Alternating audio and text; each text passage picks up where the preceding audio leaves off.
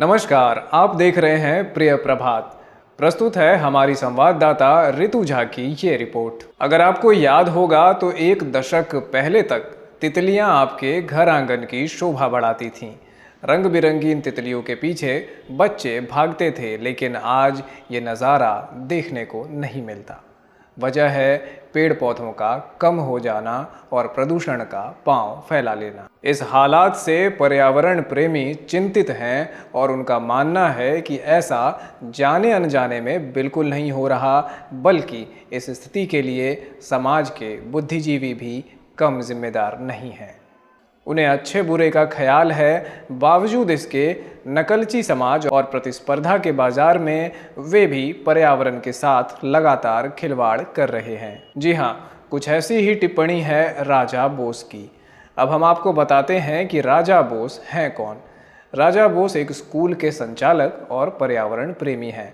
भागलपुर के भीखनपुर मोहल्ले में वो रहते हैं और वो बताते हैं कि तितलियां अच्छे वातावरण का सूचक होती हैं। इसी सोच के साथ वे तितलियों की संख्या बढ़ाने में लगे हैं। तो मैंने देखा कि रैपिड अर्बनाइजेशन और बढ़ते हुए फ्लैट कल्चर और जो पोल्यूशन है वो सबसे बड़ा मेन रीज़न है कि तितलियां हमारे बाग बगीचों और शहर से वापस जा रही हैं। तो मैंने कुछ ऐसा चीज़ लगाया अपने बाग में जिसे वापस पुनः मैं रोज़ अपने बगीचे में तितलियों को देखता हूँ और मुझे अच्छा लगता है तितलियों के साथ समय बिताना। राजा बोस को इसकी चाहत तो काफ़ी पहले से थी, लेकिन कोरोना काल में मिले वक्त में उनकी ये सोच परवान चढ़ी और अब वो तितलियों की संख्या बढ़ाने में लग गए हैं। राजा बोस ने कोरोना काल में अपने आंगन में जो जगह थी उसे तितली गार्डन की शक्ल दे दी है और अब इस गार्डन से इल्ली को खोजकर वो निकालते हैं। वो बताते हैं कि इल्ली पौधों की ताज़ा पत्ती ही भोजन के रूप में लेती है। 7 दिनों तक भोजन करने के बाद वही इल्ली यानी कैटरपिलर प्यूपा बन जाता है। प्यूपा 5 से 6 दिनों में तितली का आकार ले लेता है। इसके बाद उसे प्राकृतिक वातावरण में छोड़ दिया जाता है ताकि तितलियां अंडा दे सकें और उनकी आबादी बढ़ सके। राजा बोस कहते हैं कि तितली पालन कोई रॉकेट साइंस नहीं है। अगर आपकी रुचि है इसमें तो आप भी यह काम अपने घर में आसानी से 2-4 पौधे लगाकर कर सकते हैं, लेकिन तितलियों को अपने घर बुलाने के लिए पेड़ पौधों में रासायनिक छिड़काव से बचना होगा, यानी केमिकल्स नहीं इस्तेमाल करने होंगे। पर्यावरण के इस बिगड़ते हालात के लिए राजा बोस बौद्धिक समाज को भी कोसते हैं। कहते हैं कि आज कई निजी स्कूलों और कोचिंग संस्थानों में जहां बच्चे जीने का सलीका सीखने जाते हैं, वहां क्या हो रहा है ये गौर करने की बात है।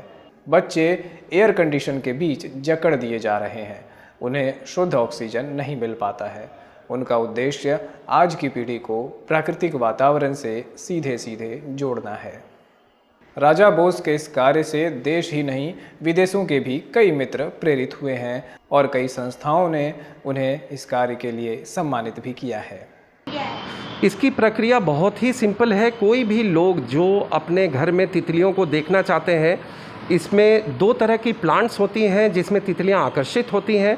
एक को बोला जाता है नेक्टरिंग प्लांट, जिससे तितलियां अपनी पराग को लेती हैं, और दूसरा पराग भोजन लेती हैं, और दूसरा एक है होस्ट प्लांट जिसमें तितलियां अपने अंडों को देती है।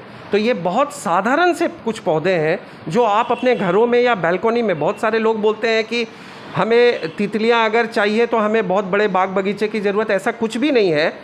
14 तल्ले के बैल्कनी में भी अगर आप रहते हैं तो वहाँ पे 2-4 पौधे लगा के आप तितलियों को आकर्षित कर सकते हैं, जिसमें मुख्यतः नींबू के पौधे हैं, एक्जोरा फूल के पौधे हैं, गेंदा का पौधा है, बहुत सारे कॉमन पौधे हैं जो आपको मिल जाएंगे, जिसे हम होस्ट और नेक्टर प्लांट बोलते हैं।